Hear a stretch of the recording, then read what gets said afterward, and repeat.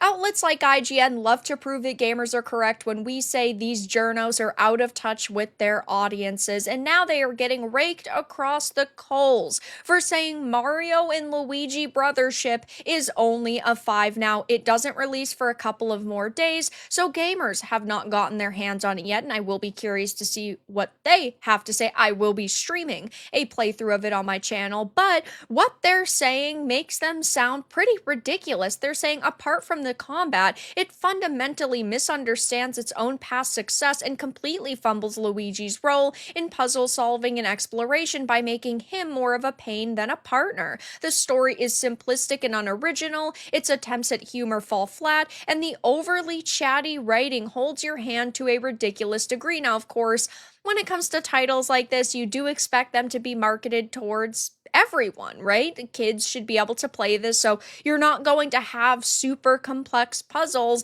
And what did they really expect for a story about Mario and Luigi going around the world trying to do what they do best, which is save people and make the world a better place? Like, did they really want some super deep story here? They just sound extremely whiny. Now, maybe this game will come out and it won't be a 10 out of 10, sure, but a 5 seems extremely low even compared to other journos scores. Now, of course, I never take critics seriously. I love to point and laugh at them though when they are completely out of touch with audiences.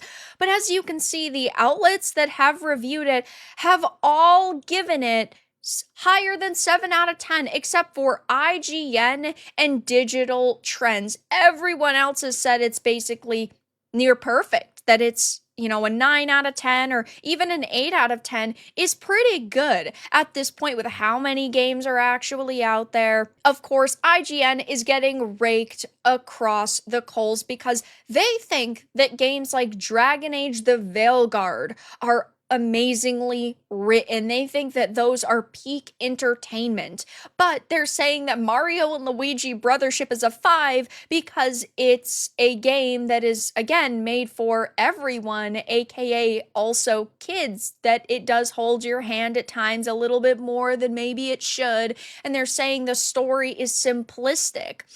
So you think Dragon Age is good writing? I don't believe you at this rate. You sold your souls for a couple of shekels, and what did it earn you? Some Twitter engagement? I really hope it's all worth it. I can't imagine a subpar salary and a few dwindling connections is worth all this fakeness. So by translation, this is probably a very good game. Remember guys, never trust IGN. Too much water again? Me reviewing Mario Party after losing 5 stars. Like, it just seems that they're so nitpicky and bothered by this game, right? And maybe it won't be a 10 out of 10. For certain, but you cannot trust video game critics. This is why I always say buy things yourself, play them yourself, or watch content creators you like. Even if it's not me, there's plenty of other people who will put up full playthroughs, who will live stream it, who will tell you their honest opinions on if it is worth it or not. But IGN is consistently out of touch with the very people they need to read their articles and reviews. Packer Girl said this is what Dragon Age is, yet it has a 9. Should have made Mario non-binary, would have got a 9. It really just seems to me that it's very hard for these people to actually understand what makes a game great and what makes them subpar. It's like they have no idea what they truly should be doing. And of course, they're allowed to have their own opinions. That's all reviewers are at the end of the day, are people giving their first impressions or their take on something. But you have so many other outlets who are also saying, it's an 8 out of 10, it's a 9 out of 10, it's near perfection. And then IGN and Digital Trends are over here dropping 5s. It's like they completely missed the memo that this is a family-friendly Mario and Luigi game. Now, of course, like I said, I will be streaming this on my channel Thursday evening, 8 p.m. Eastern, giving it a shot, checking it out, seeing what all the hype is about, seeing if it truly is as good as I am expecting. I do think that this is judging by the teasers and trailers, going to be an extremely fun game.